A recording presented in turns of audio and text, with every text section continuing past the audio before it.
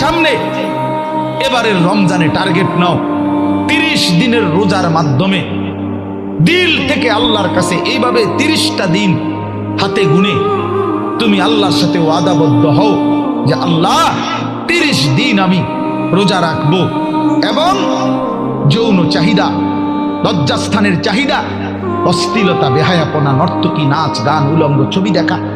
নারীকে নিয়ে চিন্তা ভাবনা, মেয়েকে নিয়ে অশ্লীল চিন্তা ভাবনা, অবৈধ কোনো প্রেম সম্পর্ক, হারাম কোনো রিলেশন, এই সব ত্যাগ করে বন্ধু 30টা দিন মনোযোগ দিয়া রোজা রাখো, তারাবি পড়ো, ইফতার করো, সাহারি করো, তাসবিহ পড়ো, তেলাওয়াত করো, কোনো আলেমে দ্বীনের সাথে উঠা বসা করো, ইমাম সাহেবের সাথে সম্পর্ক করো। ইনশাআল্লাহ দেখবা